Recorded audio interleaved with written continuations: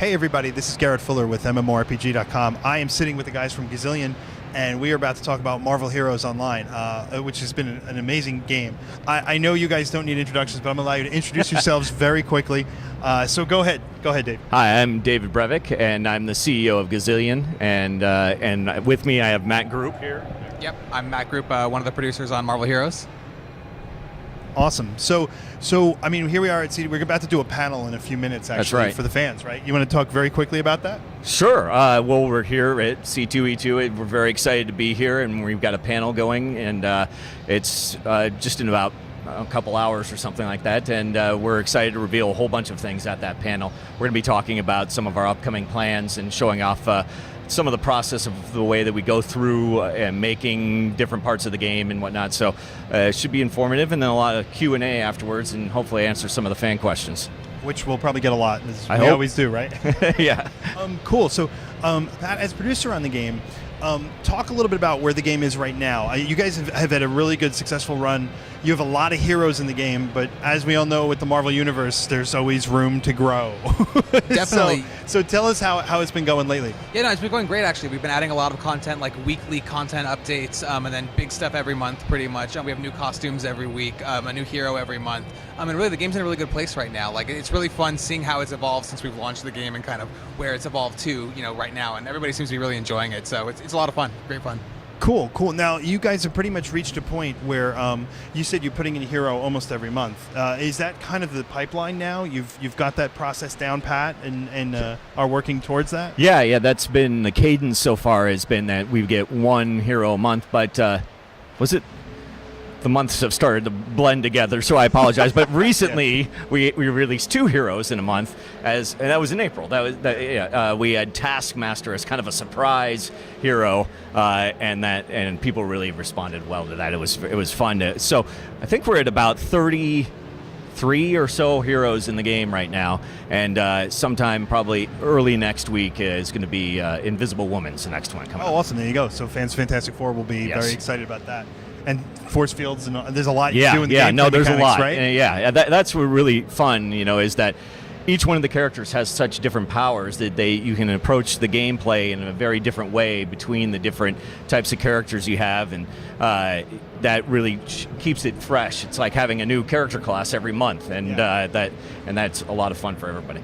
Cool. Now, in terms of, I want to get to this so bad, because in terms of the, adding in heroes, their fans definitely have their favorites, and you guys have done a good job. I think you've done a good job putting them in. Yeah. But there's always that guy who comes up to you at a con like this one. With one guy? Yeah, I know, right? With an extremely obscure Marvel character to put into the game. So yes. What's that like for you guys? What's the feedback you're getting from the fans? Do you keep a poll? Is there like a top hero that everybody wants right now? I mean, top hero that everybody wants. Matt, do you want to see if there's I mean, everybody has their own kind of top hero that they want in the game. And we definitely listen to the fans. Like, we pay really close attention to the message boards and what, characters people want to have. So, we've added like fan favorites, like Moon Knight has been added to the game. And then we added Doctor Strange because, everybody loves Doctor Strange. He's maybe a little more well-known than Moon Knight. Mm-hmm. But at the same time, it's like he has a great fan base just like Moon Knight's does too. And we just also recently introduced team-up characters that are there. So even if there's like, someone really loves Firestar and they really want Firestar in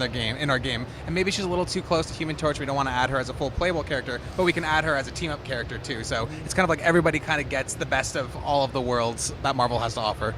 No, I think that's cool. I love that Moon Knight's in the game, by the way. I'm a fan. I'm one of those Moon Knight fans, and I know my buddy Judge is watching. He's probably excited about that too. Now, like I said, in terms of that kind of stuff, there's also a lot of mechanics that go into bringing in, like Invisible Woman you talked about with the invisibility and force fields and things like that. What is it you guys have to approach from a game design standpoint and go, all right, well, Taskmaster's a good one, right? I mean, Taskmaster can pick up anything and he can use it, right? Right. Daredevil's billy clubs and stuff like that. So what's it like when you start down that road? And are there fan expectations that you absolutely have to meet when you build the mechanics out of a character? Yeah, absolutely. I think that, because the fans are, well, as we know, comic fans are, including myself, are very particular about the making sure that it's true to the character, and so we keep that in mind when we're designing them. But for instance, with Taskmaster, we were able to go through, and one of the things he can do is kind of choose which one of the characters he's imitating. He's imitating Daredevil. He's imitating Captain America. And you can have a couple of these active at a time. It gives you different buffs and powers associated that kind of have the theme of Captain America or of Daredevil or whatever. So it captures a lot of the flavor, and then he can throw, his shield just like Captain America, and he can, does a lot of the moves that the other characters do. So we really kind of captured his essence, even though it isn't exactly like the comics. I mean, we couldn't do it like he learns instantly from some new character that we put in the game or something like that. So we have to be, there are limits. It's like the worst nightmares are things like Kitty Pryde. It's I'm going to walk through this geometry or something like that. It just doesn't work well in the game. So there are things that we can do and things we can't do, and we try to work as closely in theme as possible. Though the reality is we can't do everything. Of course, no, but I mean, it's a massive universe. One of my questions along those lines, and you may be able to answer this, is in terms of going back, do you ever go back and look at the older heroes and think of new mechanics you can do? Like Punisher is a good example. I think everybody loves Punisher, but he runs around and shoots everybody. Is there some kind of new gimmick you can, maybe like different weapon choices you can add to him down the line? Do you ever do that as a team? Yeah, I mean, definitely. Like we always want to look back at the heroes. Like when we consider a hero to be quote unquote done, they're not really done. Like we'll listen to the fans and see what they want and how that will work. And recently we've been doing these like level 52 reworks where we'll go back to some of our launch characters and kind of either give them like 1 or 2 new powers or rework their power trees, that type of a thing, to kind of make sure that they're holding up to the quality bar that we kind of have nowadays as we release these new characters every month. Right. So cool. Now, in terms of, we talked a lot about the character mechanics that are going into the game. What about in terms of the zones, the designs, the maps, the world that you have to build out? I mean, you have an endless landscape because you have rights to everything, pretty much. What's it like for you guys to start looking at different quest areas, different zones you can add in, different fights you can put into boss fights and things like that? What's your status on those? And I don't want to reveal anything. I mean, did people reveal a little bit. Oh, okay. Well, I'll let you do that, Dave. No. Matt's the story guy. Okay, go ahead, Matt. I mean, like the environments. I feel the environments in the Marvel Universe are as compelling as the characters are. So recently, we kind of added like the Asgard expansion and different areas of Asgard, Odin's palace, and Norway back on Earth and that type of a thing. And it's really fun just to kind of explore those worlds while we're kind of fleshing out our story and kind of progressing our story as time goes on. We're going to announce some new environments at the panel actually later today. So it'll be pretty fun. Awesome. Probably say them on the interview, but that's all right. Yeah. So, I think that we're going to be talking about some new stuff here at this panel. One of the things that we're talking about is this new concept that we're adding in the game called Oneshots. Is that the official name? That's what we're calling them internally. And just like a comic one-shot, it's a little side story that takes place in the Marvel Universe. First one revolves around in Wakanda and Black Panther and Man-Ape and things like that. So it is, and we'll be showing off the actual motion comic at the panel. Awesome. That. We're really excited about this edition. It allows us to expand the story in many different ways and tie it not directly to the storyline, but as kind of like a side story. And that's one of the things that we're doing. We're also continuing the story that we've started to develop. We have raids coming up in Surtur, which is a really prominent feature, and as well as Surtur being from Asgard and kind of wraps up our Asgard stuff. And then we'll be moving on after that, and we'll have a nice little reveal at the panel on that too. Cool, awesome. I love that you guys picked the Black Panther story. That's such a cool.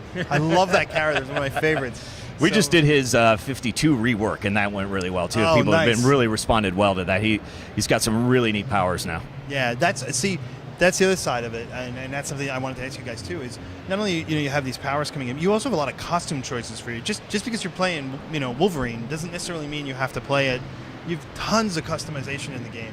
How are you guys on that level? Because you've put a lot in to begin with, and what keeps the ideas coming? Yeah, basically? I mean, the Marvel Universe, there's no shortage of good ideas and different things that we can do in terms of costumes. Because like Spider-Man's worn 1,000 different costumes in his history, But one thing that we've also been doing recently is kind of filling out our roster of enhanced costumes. And so the idea of enhanced costume is something that kind of gives you a little extra flavor for the character you're playing as. So for Black Panther, for example, we recently just did Shuri as the Black Panther, which comes with all new voiceover, different visual effects, and new character model, obviously. And the thing that's really fun about the enhanced costumes also is we kind of get the opportunity to voice these characters for the first time anywhere. So we did like Lady Deadpool, for example, and we kind of set the precedent of how Lady Deadpool sounds. And same thing with Shuri, for example. So it's a lot of fun. I mean, like the costumes, there's no shortage, like I said, of ideas, and also we're kind of allowed to make up our own ideas too. And it's something that we want to start pursuing in the near future, of kind of making up our own designs, things that fans would get a kick out of, as well as us internally are kind of like, oh yeah, that's really cool. That'd be fun. So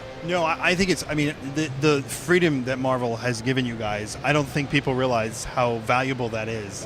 What's that like? Because it really is amazing. Like when we first talked about it, and you're like, nah, we pretty much can, go forth, and that's an amazing thing to have. And what's that like?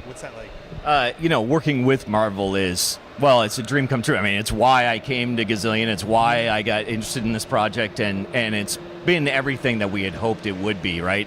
Having this amazing toy box and all this history and all these characters, and be able to work with them and kind of not only hopefully represent that very well, but also make our own little additions to that history and that IP is it's wonderful. It gets me up every morning and going to work and going, yeah, I can't believe this is my job. So that's it's very exciting. Cool. Is there one last thing you want to say to the fans before we wrap it up? You guys can say whatever you want. It's well, thanks.